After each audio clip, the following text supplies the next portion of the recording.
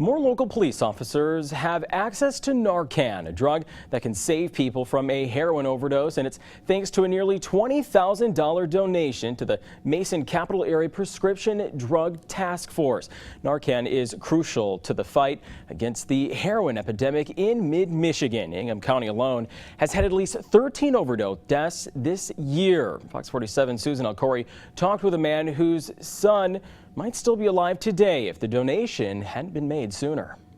Watching his son overdose on heroin, there wasn't much Phil Pavona could do. Minutes count. But the police who got to Pavona's house first didn't have Narcan, an injection that reverses the effects of an overdose. I had to perform CPR on our son until the paramedics got there to actually put in an IV and give him Narcan, and he did wake up. In August 2011, Eric Pavona overdosed again, and that help wasn't there.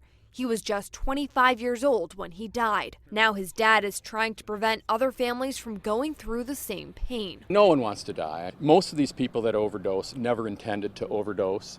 And part of the problem is they have no idea of the purity of the drugs that they're getting out on the streets. That's why the Mason Capital Area Prescription Drug Task Force is using a $19,000 donation to increase access to Narcan. There's been a significant increase in opioid-related overdoses. So far this year, Lansing EMS used Narcan more than 100 times. But since police are often the first on scene, the task force is trying to get more officers to carry Narcan. We also want to make sure that the agencies in the area that can't afford it do.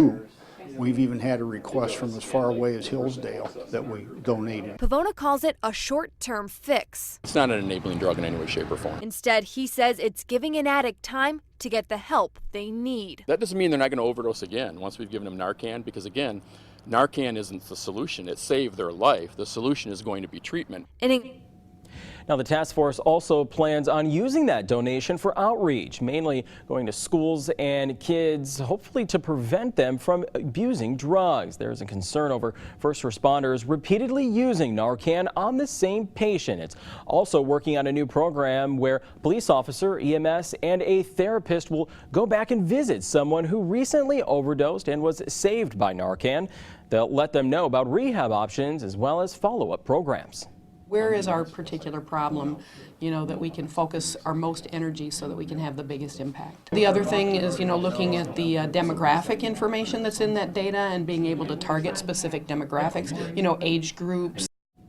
A similar program in Ohio has been successful, with the majority of patients entering rehab. Believe it or not, the $19,000 donation to the task force was raised in just about an hour.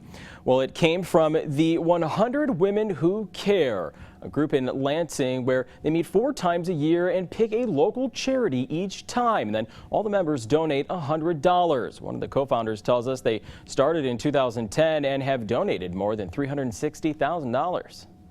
We are so proud of the fact that we have not only given that amount of money, but every single penny that is given to the charities is used for the charities. We have absolutely no overhead. The group is still growing. It started with less than 50 members and now has 191.